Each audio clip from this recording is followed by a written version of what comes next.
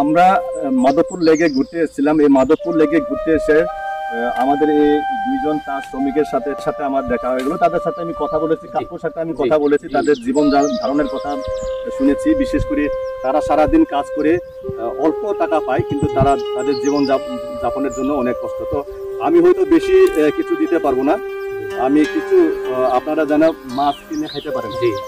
এই জন্য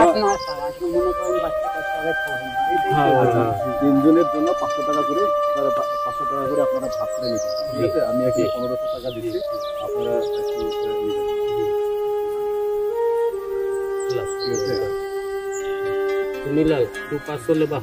ঠিক না? ভালো থাকেন তাহলে। করছেন? তিনটা বাচ্চা আছে। আপনার পরিবারে কতজন সদস্য? ছয়জনই সবাই কাজ করে?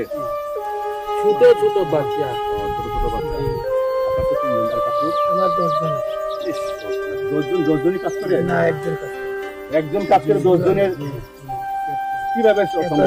অনেক কষ্ট হয়, বউ অনেক কষ্ট। মেয়ে আছে আমার ইন্টার। আচ্ছা, আমি আরো কিছু দিচ্ছি। মেয়ে ইন্টার আছে, লেখাপড়া করছি। আপনাদের জন্য 1000 টাকা করে আমি দিয়ে যাচ্ছি। আগে 1500 টাকা দিয়েছি, আর ওই যে 1000 টাকা দিয়েছিলাম। তাহলে ওনাকে 1000 টাকা দিলেই হচ্ছে, আর ওনাকে 1000 টাকা তো আপনারা খুশি হবেন না? এটা কারণ এইটা মানুষের খুশি হয় না।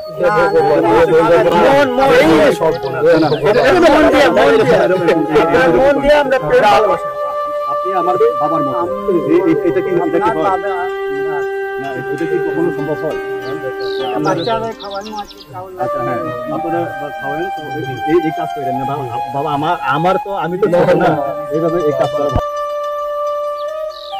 সবুজ চা বাগানের বুকে চিরে সূর্য ওঠে। শ্রমিক নামে ঘরে ঘরে, হাতে ঝুড়ি, মুখে ঘাম, পিঠে ব্যথা। দিনের পর দিন চলে তাদের নীরবতা। ভোরের কাজ, রাতে ক্লান্তি শরীর, তবুও মজুরি মেলে অতি সামান্য ধীর। যে চায়ে আমরা খুঁজি প্রশান্তি, সে চায়ের পাতায় আছে তাদের কান্না গাথা, অগণিত প্রান্তি। হাসির আড়ালে লুকানো তাদের ব্যথা। স্বপ্ন আছে কিন্তু পূরণ হয় না কখনো যথা। তবুও তারা গায় মাঠে গানের সুর।